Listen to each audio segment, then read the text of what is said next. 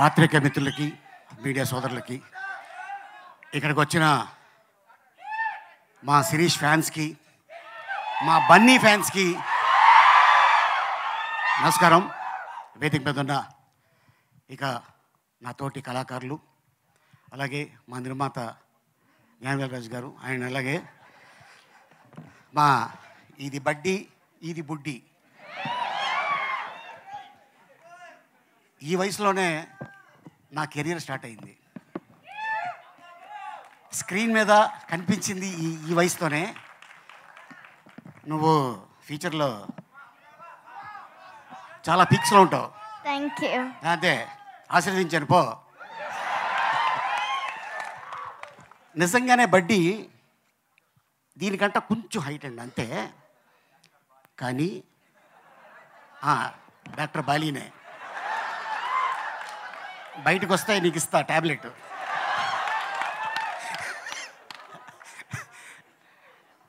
నిజంగా అదే సైజు ఒక చిన్న ఒక పుట్టాయిని తీసుకొచ్చి డైరెక్టర్ గారు ప్రతిరోజు పాపం తనతో షార్ట్లు చేయించేవారు. ఆయనే బాధపడేవాడు, అబ్బా చాలా ఎండ ఉంది పాపం అని. నిజంగా మేము థాయిలాండ్లో షూటింగ్ చేస్తుంటే చైనా నుంచి షూటింగ్ వెళ్ళేవాడు ఆయన.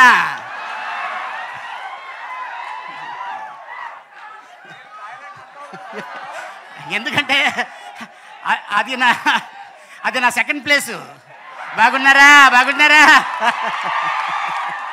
నచ్చిమి డోంట్ టచ్ మీ. అయితే అక్కడ చైనీసు జపనీస్ వస్తున్నారు. వాళ్ళు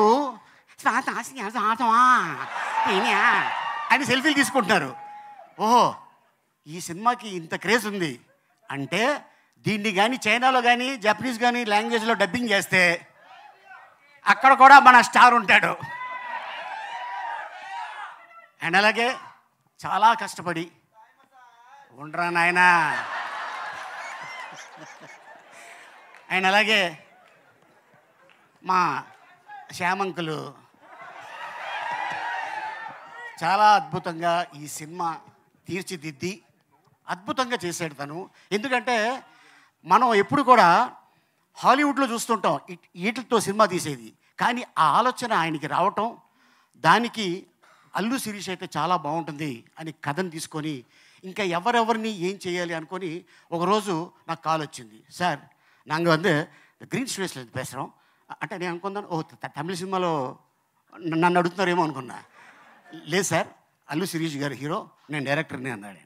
అలాగే ఓకే సార్, నేను మీ క్యారెక్టర్ చెప్తాను, చెప్పచ్చా అంటే చెప్పండి అన్నాం. షూటింగ్కి వెళ్ళిన తర్వాత నాకు చెప్పారు, సార్ డైరెక్టర్ గారు can I say one dialogue with your permission. Hero ఈ అమ్మాయి, ఆ అమ్మాయి ఈ అమ్మాయితో ఆ అబ్బాయి పబ్బుకి వెళ్తాడు. పబ్బుకి వెళ్తే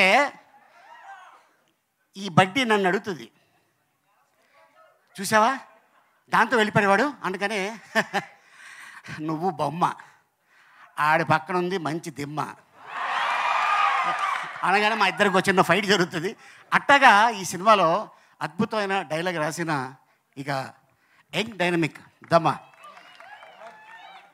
చాలా అంటే ఇండస్ట్రీలో తను అతి త్వరలో ఒక అద్భుతమైన రైటర్ కమ్ డైరెక్టర్ కాబోతున్నాడు. All the best. మన తెలుగు అబ్బాయి, మన ఇండస్ట్రీకి సంబంధించిన వాళ్ళే. అండ్ అలాగే ఇక ఈ సినిమా గురించి ఇక టెక్నీషియన్స్ అవ్వచ్చు, ఆర్టిస్టులు అవ్వచ్చు, డైరెక్టర్లు అవ్వచ్చు, చాలా కష్టపడి చేశారు. దేవుడి దయ వల్ల ఈ సినిమా పెద్ద హిట్ అయ్యి నిర్మాత గారికి అద్భుతమైన లాభాలు వచ్చి మళ్ళీ బడ్డీ పార్ట్ 2 ఏ హాంకాంగ్లోనో, మళ్ళీ థాయిలాండా, 40-50 days థాయిలాండే అంట. All the best sir. And ఇంత అద్భుతమైన అవకాశం ఇచ్చినందుకు థ్యాంక్ యూ సో మచ్.